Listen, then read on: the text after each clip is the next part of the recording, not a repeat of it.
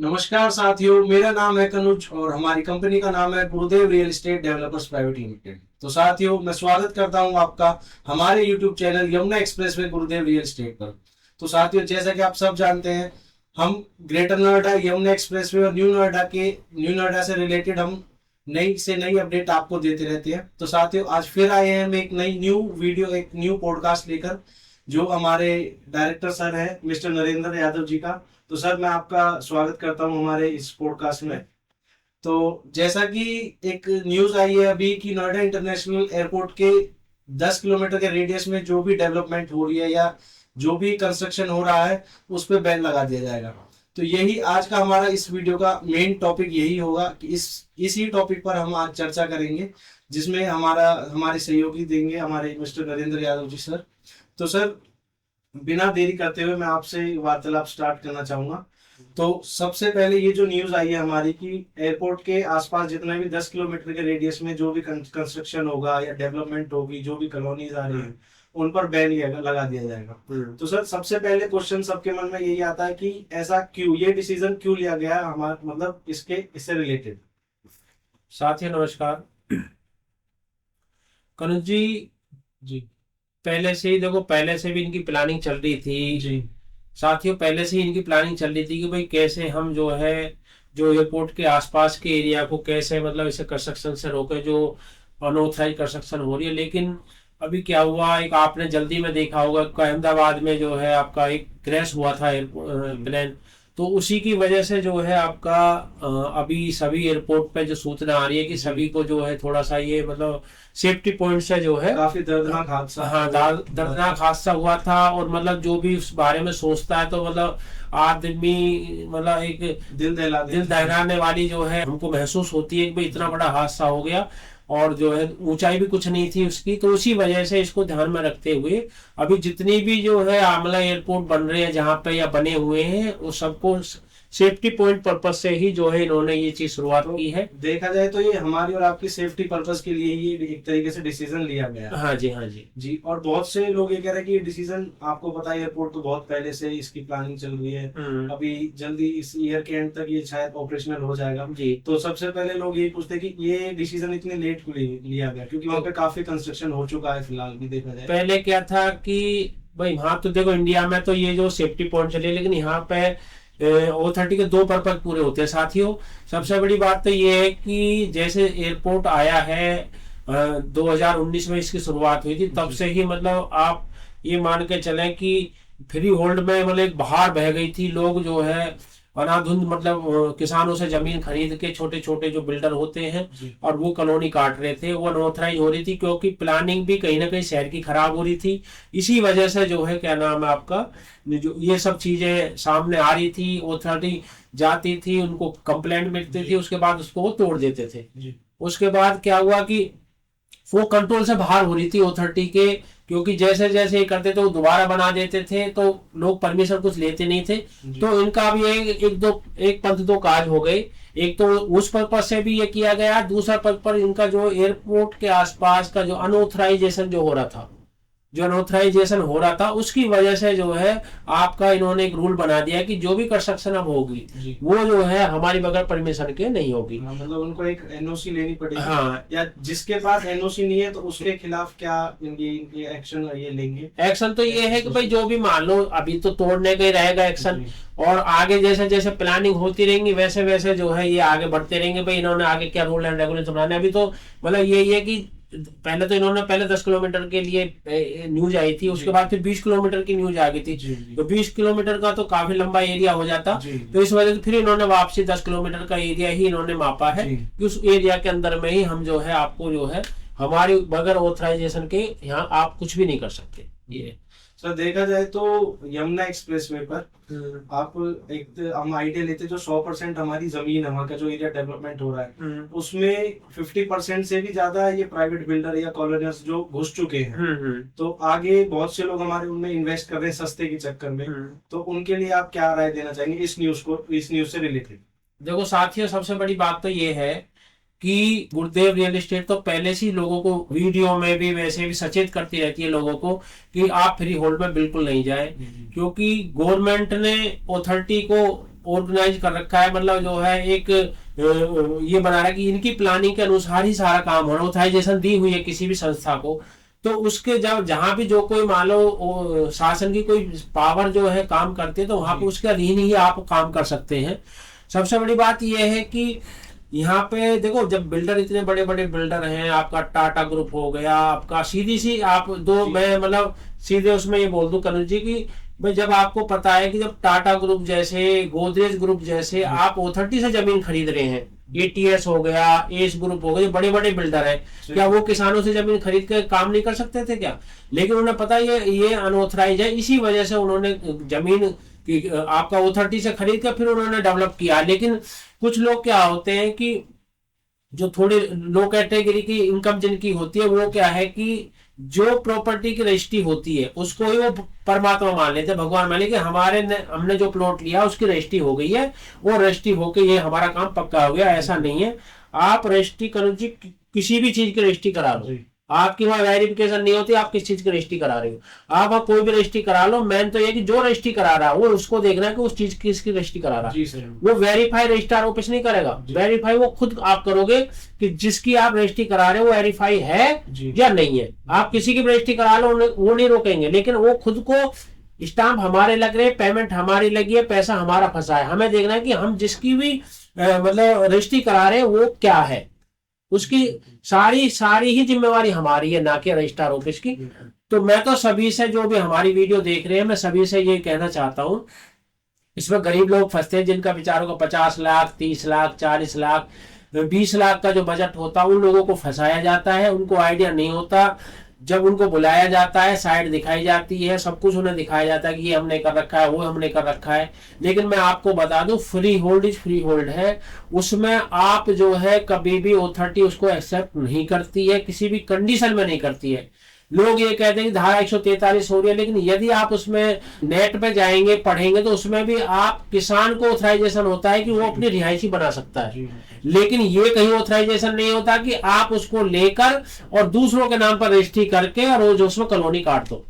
वैसे देखा जाए तो हमारी हिंदी भाषा में या देसी भाषा में देखें तो इसको हम एक वर्ड दे चुके हैं, कच्चे का काम या कच्ची जमीन, हाँ। इसे बोलते हैं। हाँ। तो जहां वर्ड आ गया कच्चा, तो फिर तो वो बिल्कुल प्लानिंग बहुत ही आपके लिए बेकार होने भाई ये तो ये मान के चलो कि जितना भी अभी तो ये 10 किलोमीटर का दायरा आया, अभी आगे और मतलब आप ये मान के लो जो भी कच्ची कॉलोनी में या जो है जो किसान से डायरेक्ट जमीन ली हुई है उसको आप एज ए एग्रीकल्चर के लिए ले सकते हैं, या आप मुआवजा अपने लिए मुआवजा लेना है तो उसके लिए जमीन ले सकते हैं, या एग्रीकल्चर लैंड। यदि उससे तीसरे पर्पज के लिए आप कोई भी जमीन ले रहे हो तो वो जमीन अनऑथराइज है, वो किसी भी सूरत में वैलिड नहीं है। और सबसे बड़ी बात तो ये है कि हमारी गवर्नमेंट एक संस्था बनाई हुई है ईडा, आपको कोई भी क्वेश्चन मार्क है, कोई भी लेने से पहले आप अथॉरिटी में जाके उसको पहले पता कर लो जी ये खसरा नंबर है, हम इसमें जमीन लेना चाह रहे हैं, क्या ये सही है नहीं है, वो बता देंगे आपको।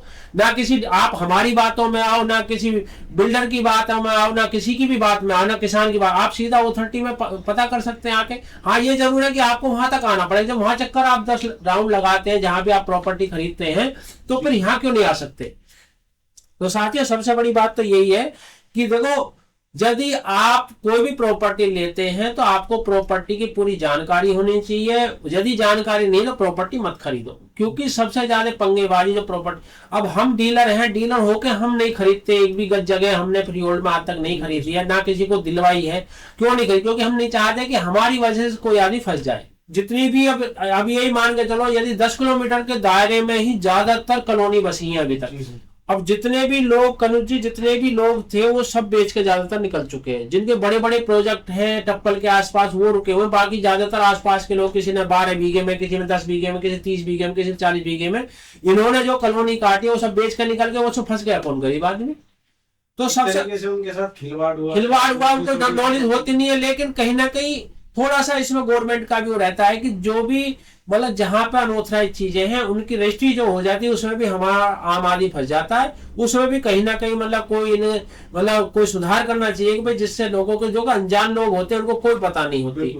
नोटिस तक जो गवर्नमेंट मतलब नोटिस निकालती है, अथॉरिटी जो है कोई ऐड निकालती है कि भाई आप ये, उनको वो चीज वहां तक नहीं पहुंचती। वो बिल्कुल ऐसे होते हैं जो कभी टीवी भी नहीं देखते हैं, उनके पास 50,000 लाख 2 लाख किस्तों पे बेचारे जमा करते हैं, फिर किस्त देते रहते हैं। तो मैं तो यही कहूंगा आप सबसे अपनी वीडियो के जाहिर कि भाई आप जो है क्या नाम है कभी भी O30 के अलावा यहाँ कोई प्रॉपर्टी ना खरीदें। यदि आपको कोई अलग से प्राइवेट जमीन खरीदनी है तो एग्रीकल्चर लैंड के सोच के खरीद सकते हैं कि हमें एग्रीकल्चर लैंड बनानी है उसमें, और या जो है आप उसको जो हम इसका मुआवजा उठाएंगे। तो ये दो तो पॉइंट सही है। बाकी यदि तीसरा पॉइंट कोई भी आपसे कुछ कहता है तो उसमें बिल्कुल भी जो है आप जो है बिल्कुल भी कोई भी प्रॉपर्टी खरीदने की जरूरत नहीं है, क्योंकि इससे ही आपको देखो जब तक आप सचेत नहीं होगे तब तक आपको लोग जो है ऐसे ही मतलब बरगला के जो है आपको लूटते रहेंगे। तो मैं तो सबसे यही कहूंगा, क्योंकि आज से नहीं, मैं तो लगभग पिछले 5 से 6 साल से यमुना के बारे में लोगों को जागरूक कर रहा हूं कि भाई आप बिल्कुल भी कच्ची कॉलोनी में बिल्कुल भी कोई प्रॉपर्टी ना खरीदें, क्योंकि पता नहीं कब क्या रूल एंड रेगुलेशन आ जाए, सब लोग फंस जाएंगे। अब आप ये लगा लो कि यमुना में पिछले 5-6 साल में कनुज जी सबसे ज्यादा कच्ची कॉलोनी कटी है जी, बिल्कुल। और आप ये लगा लो कि एक ही आदेश ने सबको बिल्कुल मतलब जमीन पर तहस नहस कर दिया एक तरह। जिसने प्रॉपर्टी वहां खरीदी हुई है और वहां वो कंस्ट्रक्शन नहीं कर सकता तो उसका क्या होगा, मुआवजा ही मिलेगा। बिल्कुल। अब आज किसी ने मान लो 20,000 रुपए गज जमीन ली है, मुआवजा मिलेगा 5,000 रुपए गज का, तो उसे तो 15,000 रुपए गज का नुकसान हो गया। बिल्कुल सर।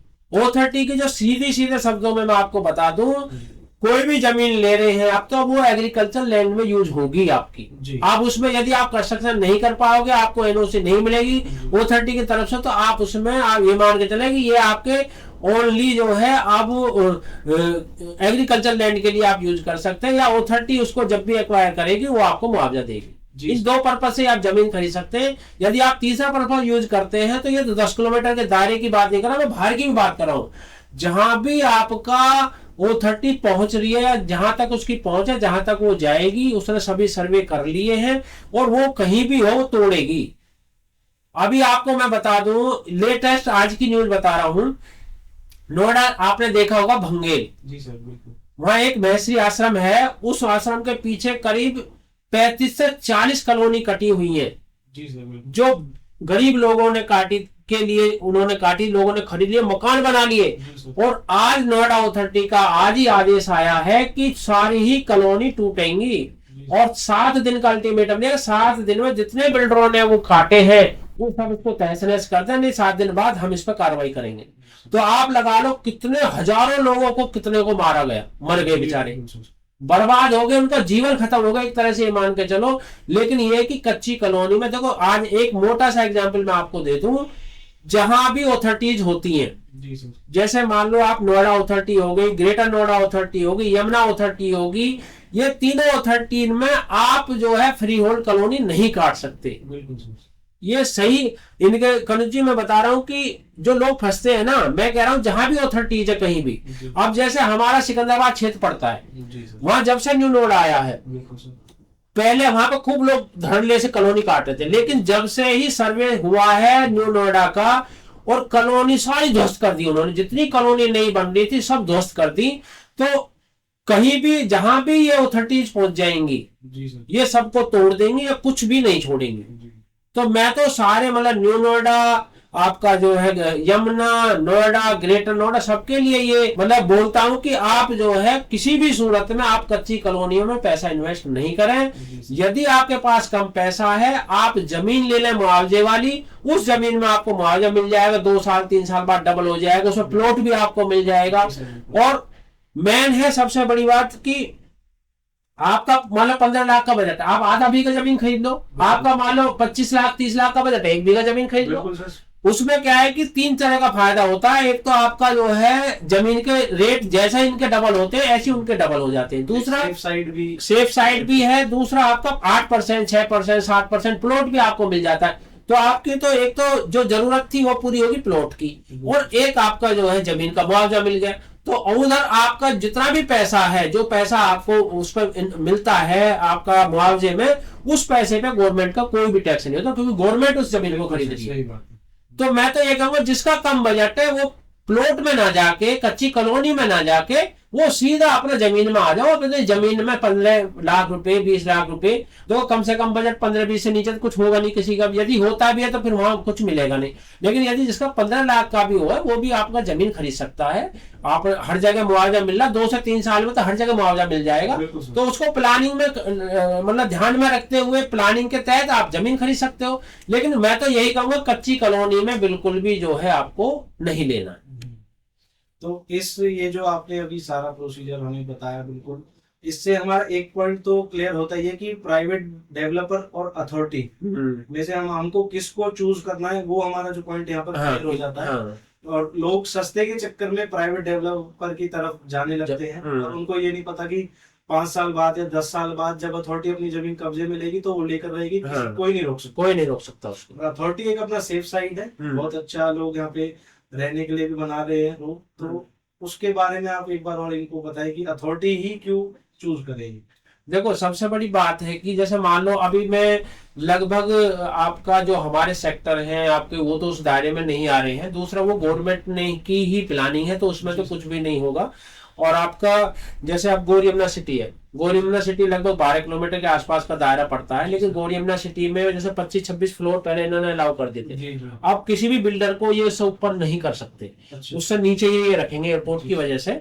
दूसरा क्या है कि ऑथोरिटीज की जो प्लानिंग पहले हो चुकी है वो उन्होंने सब चीज ध्यान में रखते हुए और जो है सारी चीजें करी है। दूसरी बात ये कि कभी भी सरकार जो होती है कोई भी अथॉरिटी जो उसने प्लानिंग बना दी उस प्लानिंग के खिलाफ वो कभी नहीं जाती है। बिल्कुल जो प्लानिंग उसने अपने लिए बना दिया उस प्लानिंग के को दायरे में रखते हुए वो अगली प्लानिंग बनाती है। तो इसमें कभी भी अथॉरिटी की जो प्रॉपर्टी है या बिल्डर की जो प्रॉपर्टी है, बिल्डर जो बड़े बड़े बिल्डर है ये उनकी जो प्रॉपर्टी है उसमें कोई भी आंच आने वाली नहीं है। लेकिन जितनी भी फ्री होल्ड की जितनी भी कॉलोनी है, जितने भी गांव है सब है, उनसे अलावा जितने भी, और 20 किलोमीटर की भी मैं आप बता दूं जो न्यूज आ रही है 20 किलोमीटर में भी आप जो 20 किलोमीटर दायरा है उसमें भी आपका जो फ्री होल्ड में उसमें भी ये बता रहे हैं कि 2.5 फ्लोर से ऊपर आप कंस्ट्रक्शन नहीं कर सकते। यदि आप उससे ऊपर कंस्ट्रक्शन करते हैं तो उसके लिए भी आपको परमिशन लेनी पड़ेगी अथॉरिटी से। तो वो तो आने वाले टाइम की बात है कि कब कितना आगे क्या प्लानिंग इनकी आती है। लेकिन जो सुनने में आ रहा है कि उसमें भी आपको 2.5 फ्लोर ही आप कंस्ट्रक्शन कर सकते हैं जो 20 किलोमीटर के दायरे में आएंगे। बाकी आगे ये जैसे जैसे प्लानिंग करते रहेंगे, जैसे जैसे इनके मापदंड आते रहेंगे उस हिसाब से हम आगे आपको वीडियो के द्वारा बताते रहेंगे।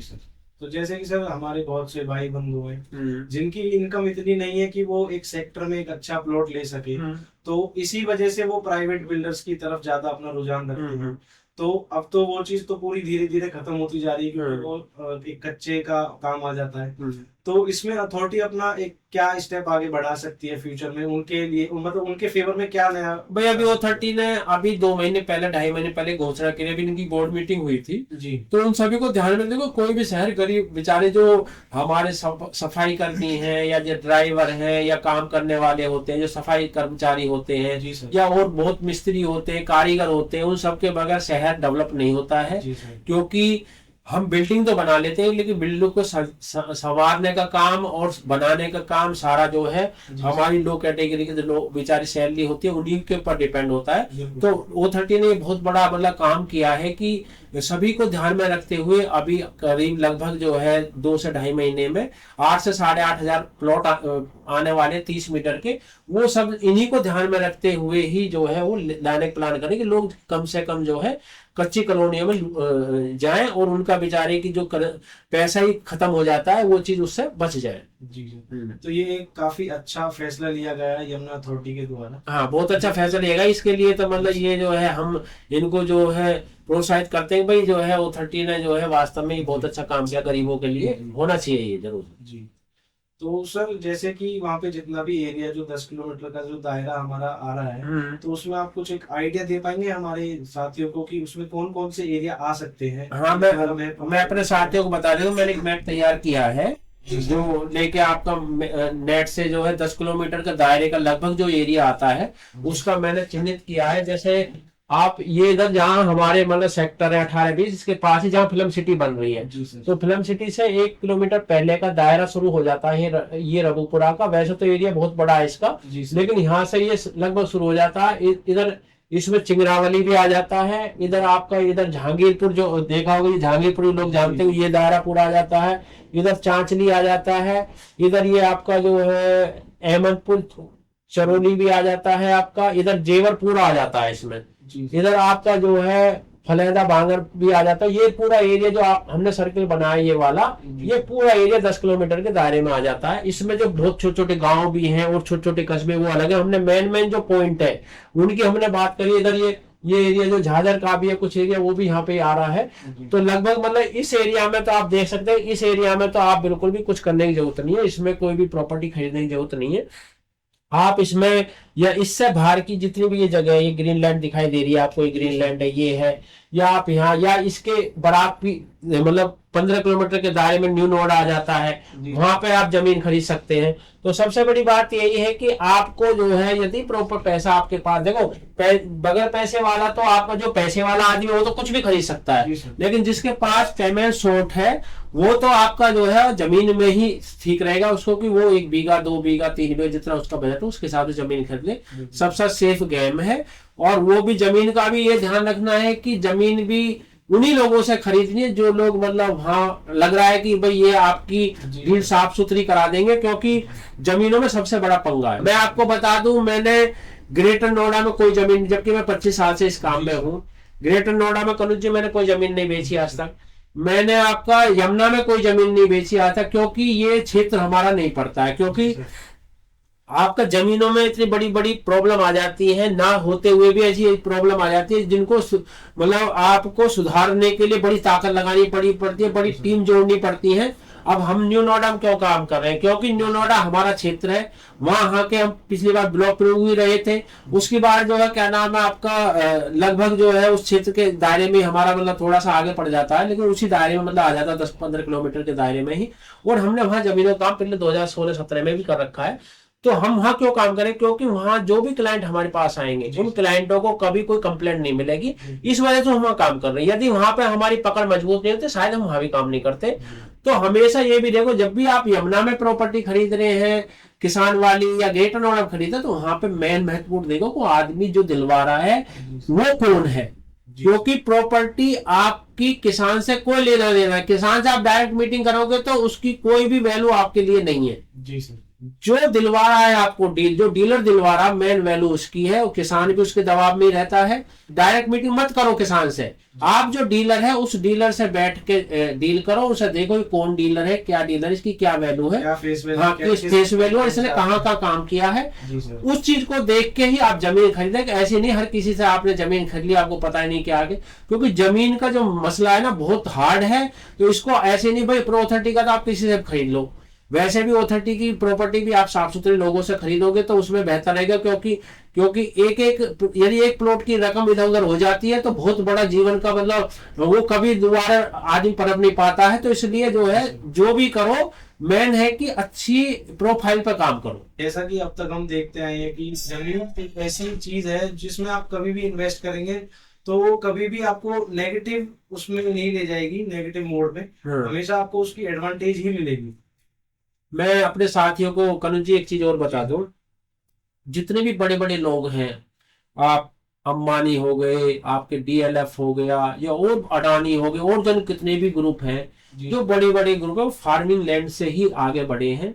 उन्होंने जहां पे बहुत सस्ते रेट थे वहां पे जमीनें खरीदी, जमीनें खरीदने के बाद जो है वो जमीन उन्होंने 10-10, 15-15 साल, और आज उन जमीनों से ही वो बल्ले बल्ले उनकी होगी। मतलब हमेशा ये है कि जो फार्मिंग लैंड जितने बड़े लेवल पर आप खरीदोगे उतने ही आपको बेनिफिट ज्यादा होगा, क्योंकि जमीन के रेट ही सबसे ज्यादा बढ़ते हैं। और जिस आदमी ने सोच ली कि ये जब प्रॉपर्टी मैंने खरीद ली है, कहीं भी आप खरीद लो, लेकिन आप में क्षमता 12 साल की रोकने के हो तो वो जमीन आपको इतना कुछ दे जाएगी 12 साल में कि आप सपने में भी नहीं सोचते कि हमें इतना मिल गया उस जमीन से।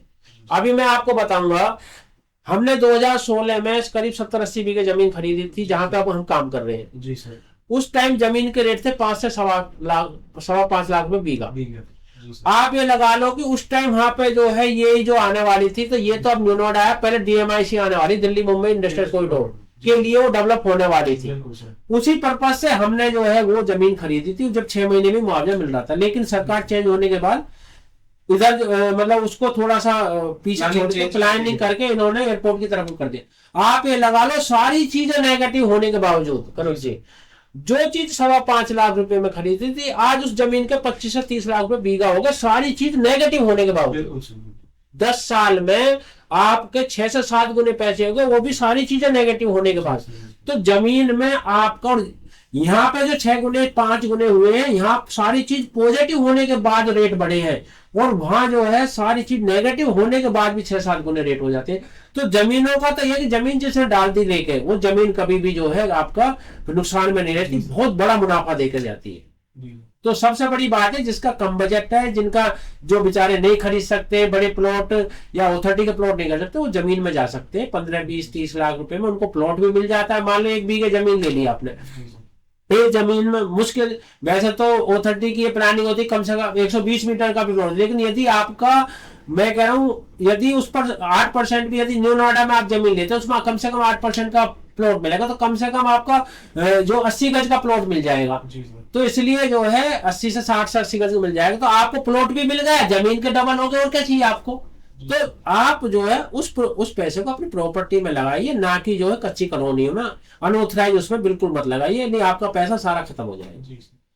तो सर अगर देखा जाए ये जो न्यूज आई थी, जो भी अनऑथराइज्ड एरिया बैन किया गया, और जो आपने अभी पॉइंट अभी अपने सामने रखे हैं, तो इससे हमारी एक चीज क्लियर हो जाती है कि आप अपना जो पैसा है वो अनऑथराइज्ड लैंड में ना इन्वेस्ट करके किसी ऑथराइज्ड में करें, अथॉरिटी के प्लॉट्स ले, या फ्लैट्स जो भी जो जिन रेरा अप्रूव जो हमारी हुआ नहीं है, बहुत से फ्लैट्स वगैरह आ रहे, उनमें इन्वेस्ट करें, तो वो एक आप वो भी है। एक हमारी क्या नाम है आपके छोटे, उसमें मैं आपके साइज में एक चीज और बता दूं कि सेक्टर 22D में कुछ फ्लैट बने हुए हैं जो अथॉरिटी ने दिए, 30 मीटर के हैं, उसमें 54 मीटर के भी है, 99 मीटर के भी, आप उनको भी खरीद सकते हैं भाई, वो भी आने वाले टाइम में बहुत पैसे के हो जाएंगे, उनमें कोई दिक्कत नहीं है। उधर ये अब प्लॉट आने वाले हैं 30 मीटर के, ये आ जाएंगे, ऐसी ऑप्शन है।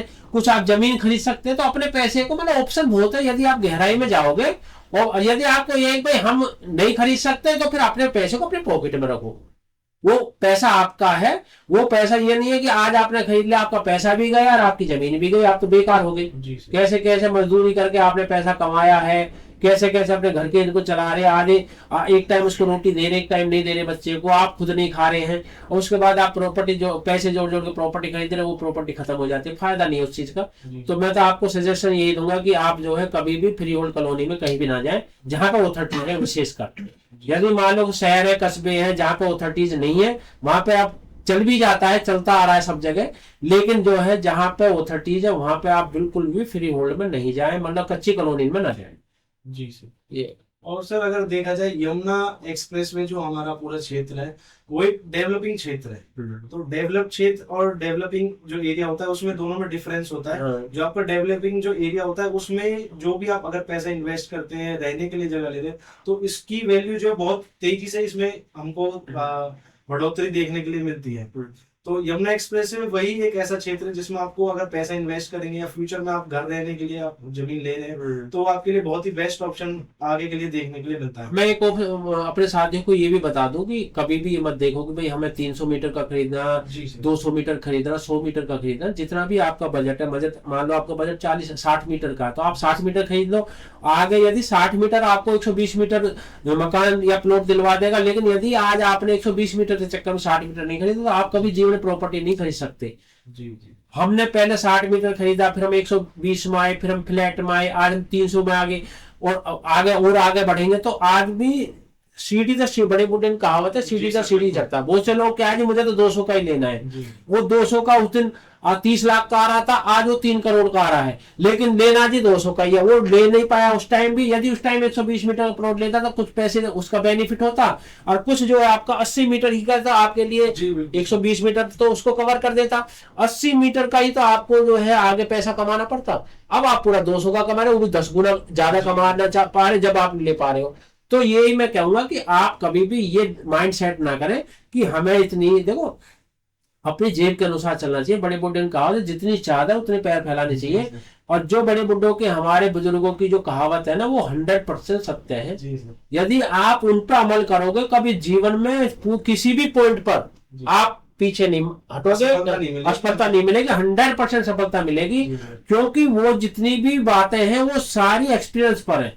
जी वो सर। ऐसी नहीं कि वैसी हवा में बातें बन गई हैं, वो सब एक्सपीरियंस के अनुसार बनी है बातें। और जितनी भी बातें हैं वो सब 100% सही है। आप जमीन का ले लो, कोई भी जमीन आप कहीं भी खरीद लो, जी सर। और वो जमीन आपका जो है 12 साल हो गए, 12, वो कहते हैं ना बड़े बुड्ढे की 12 साल में कूड़ी की बाहर आती है। आप किसी भी पॉइंट को उठाकर देख लो अपने क्षेत्र में या दुनिया के किसी भी क्षेत्र में, 12 साल में हर क्षेत्र की बाहर आई है। जी बिल्कुल सर। अब आप ये देख लो, ये 2009 में आया था, पहली अलॉटमेंट जो आई थी 2009 में आई थी।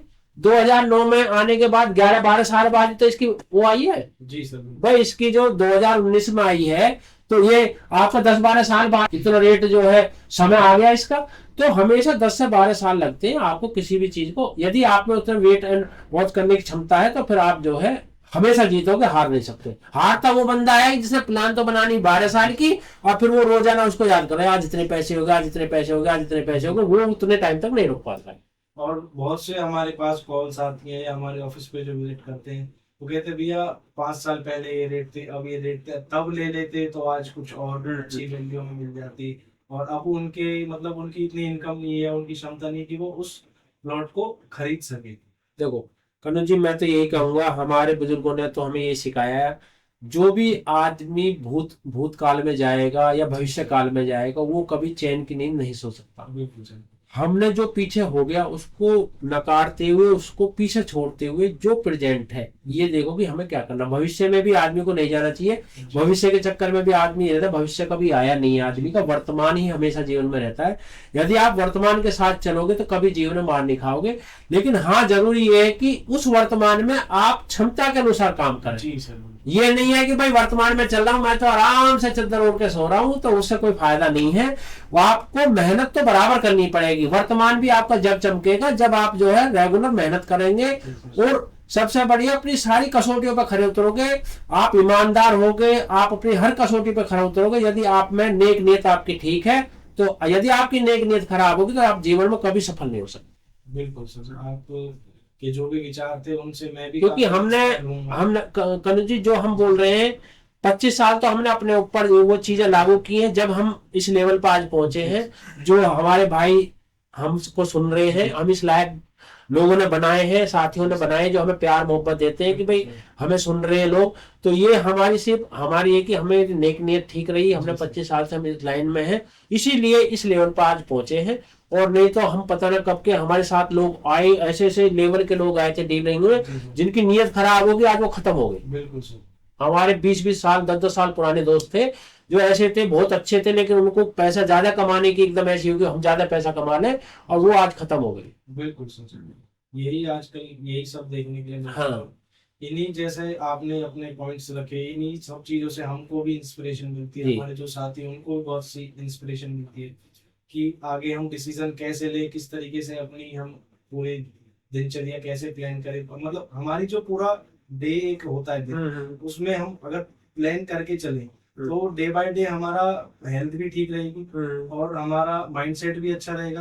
हम जो इन्वेस्ट करना चाह रहे हैं, कहाँ इन्वेस्ट करना है, कैसे, बिल्कुल हम एक प्रॉपर लाइन, कूल माइंड रहता है। बिल्कुल कूल माइंड रहता है। जब आप आलतू फालतू की चीज सोचोगे, बेफालतू की चीज जिनमें कोई दम नहीं है, उन्हों को सोचोगे, दिमाग तो आपका उससे ही खत्म हो जाएगा। जी जी। भाई जो हमेशा अच्छे विचार होंगे दिमाग में, जब आप अच्छे काम करोगे। जब विचार ही अच्छे नहीं है, नेगेटिव विचार है, नेगेटिव सोच है, तो आप जीवन में कैसे आगे बढ़ोगे। बिल्कुल सर। तो साथियों, ये जो आज हमारे बीच वार्तालाप हुई है, जो हमारी सारी बातचीतें हुई हैं, इससे हमने पूरा ट्राई करा कि आपके बहुत से जो डाउट थे वो आप आज क्लियर हुए होंगे। जो भी हमारी न्यूज आई थी, जो 10 किलोमीटर के रेडियस में सारा कंस्ट्रक्शन डेवलपमेंट सारा बैन किया जाएगा, तो उन चीजों से बचें, अपना पैसा कहीं अच्छी जगह इन्वेस्ट करें और आगे हमारे साथ जुड़े रहें। ऐसी सारी नई अपडेट के साथ हम आपसे मिलते रहेंगे। मैं और सर भी हम मिलते रहेंगे, हम मिलते रहते हैं आपसे ज़्यादातर। तो बने रहिए आगे तक हमारे साथ और हमारे यूट्यूब चैनल के साथ। आपकी जो भी क्वेरी होती है, नोएडा, ग्रेटर नोएडा, आपका यमुना एक्सप्रेसवे या न्यू नोएडा से रिलेटेड जो भी आपकी क्वेरी रहती है, जो भी आप सेल परचेज करना चाहते हैं, जो भी आपके मन में कुछ भी सवाल आए, मैं सर जो हमारा पूरा स्टाफ है आपके लिए हमेशा अवेलेबल हम आपको मिलेंगे। तो साथियों, जैसा कि हम सब जानते हैं, जो भी हमारे सब्सक्राइबर्स हैं, हमारे व्यूअर्स हैं, वो एक हमारे सब्सक्राइबर नहीं, हम उन्हें देखते हैं एज वो हमारे एक तरीके के हमारे फ्रेंड फैमिली ही हम उन्हें मानते हैं। इसीलिए हम उनको जैसे भी कोई न्यूज़ आती है, जैसे भी कोई अपडेट आती है, तो हम तुरंत ही आप तक सारी चीज़ें हम आप तक पहुंचाने की कोशिश करते हैं। तो इसी दौरान आप हमसे बने रहिए, जुड़े रहिए, और ऐसे ही हमारे चैनल को खूब सपोर्ट कीजिए, और चैनल को सब्सक्राइब कीजिए, लाइक कीजिए, शेयर कीजिए। इसी वीडियो के साथ हम अपने साथियों से विदा लेते हैं। नमस्कार साथियों। नमस्कार साथियों।